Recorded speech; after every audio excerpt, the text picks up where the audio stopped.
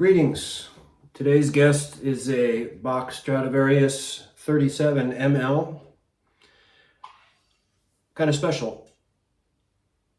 This is my first pearl horn. My parents bought it for me in 1977 at Banco's Music in Ansonia, Connecticut, which, like many brick and mortar stores, is gone out of business. It was in business for over 60 years. And as I said, 1977, this horn is nearly 50 years old. It's been a part of my life since I am 13. And it's seen a lot of action, certainly.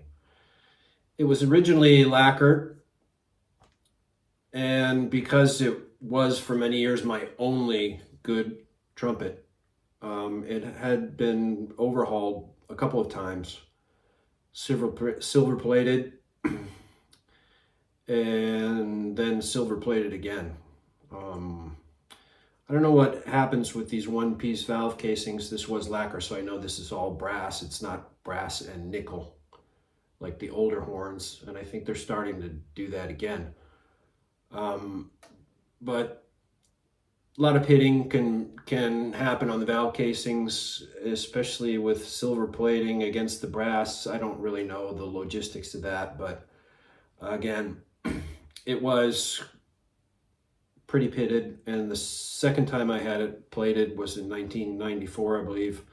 It was a lot of silverware on the valve casings. I'll throw a picture of that up shortly before it was restored again for the final time. Many lead pipes have been on this horn. It was originally the stock 25, and then when I had it overhauled in the mid-80s the first time, I was led to believe that a 43 pipe was put on, but later proved to be untrue. It was just another 25 pipe.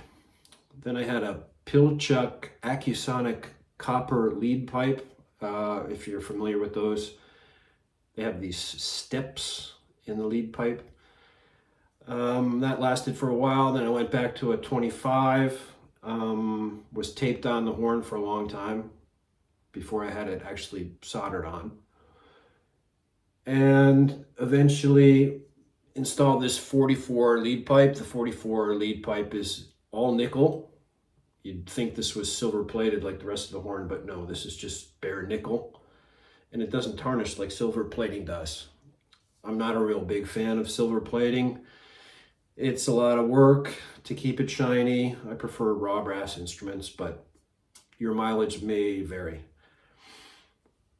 As I said, this horn's been in my life for a long time. I think at some point with a friend of mine at the musical instrument repair class in Berkeley, we actually turned this brace around to face the other way, frees up a little bit of the bell to vibrate. I had it put back the way it was originally many years ago. I think at the same time that I had the 44 pipe installed, more than 20 years ago. So I cleaned this horn up a little bit a few months ago, a lot, mostly because of the silver plating. Inside was fairly clean. I keep my horns pretty nice. In preparation for this video and just getting around to it now. What we heard in the beginning was a piece that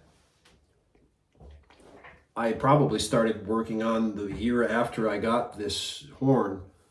Would have been 1978. I would have been in 8th grade, I think. And it's Sonata 8 by Corelli. It's a transcription by R. Bernard Fitzgerald. $1.25. It's a real value. It's gotten my money's worth out of this one. And I really liked working on the first part, the prelude. That's what we heard at the beginning. Part of it anyway. Because it goes up to a high B in like the third measure. I thought that was really cool. And I could actually do that when I was in 8th grade. So it was fun. And I just looked for this sheet music to show you. I have this memorized, and I have the last movement also memorized, which is also a slow movement. And I was working on some of the other parts, the second movement, which is Allemande, I think. Yeah. And I was surprised at how much I actually remembered. I had to look at that, but just when your mind is young and agile, retains. Not like now. Anyway, I've used this horn on many, many gigs through the years. I used it on my first album, which you can listen to on Bandcamp, CD quality files, not like Spotify or YouTube. And you can listen up to 3 times and you don't have to pay anything. And fairly recently on another album titled End of the Beginning, I used this on one piece because it's a piece that I've been fascinated by since about the time I got this horn, 1977, 1978. It's Jaco Pastore's composition. It's called Forgotten Love. It's originally Herbie Hancock on piano and a string section arranged by Michael Gibbs. I was always fascinated by it and transcribed it many, many, many years ago and didn't know what I was going to do with it. So I actually used this horn when I recorded that just some months ago because I thought it would be a nice combination to use the actual horn that I was playing full time when I discovered this piece of music. And for the intro music, I went one step further and I actually used the mouthpiece that I used back then. This is a Bach 3C, like those of the era Vincent Bach Corp period. Many people are considering these mouthpieces really sought after mouthpieces for whatever reason. I don't know. And so it took me a little bit of work. It's a slightly smaller diameter than I'm used to. I usually play larger mouthpiece. Maybe the diameter is more similar to like a 1 1/4 C, 1.5 C, something like that. But I thought it'd be kind of fun. And so I did that. And right now we're going to listen to me playing this horn in 1979. I was 15.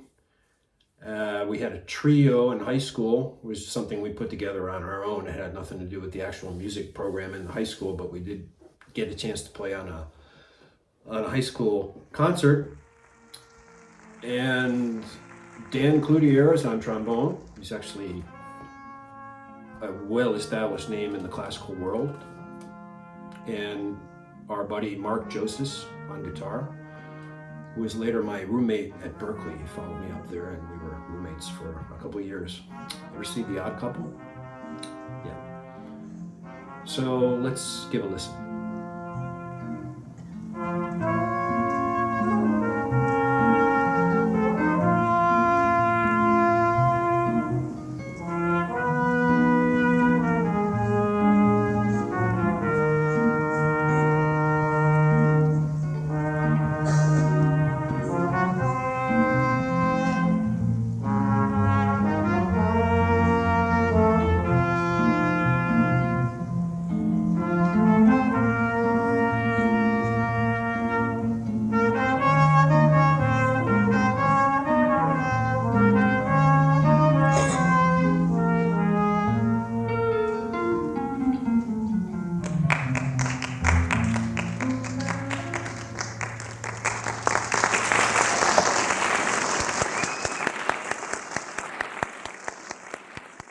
Not much to say about this except that it's been in my life for most of my life. And I still enjoy taking it off the wall and playing it once in a while. Back when Bach quality was still pretty good. I don't know how it is today, but these 60s, 70s Elkhart horns are really among my favorites of the Bach era. I don't play Bachs full-time anymore, but I still do own 10 Bach instruments. And over the years, I've owned nearly 40 more. Those are no longer here. And certainly a big part of the trumpet manufacturing tradition and also the music that has been made over the decades, over the last century really, with these instruments is something important in trumpet land. So thanks for watching. Please hit like and subscribe. Please head over to Bandcamp and listen to some music, and we'll see you next time.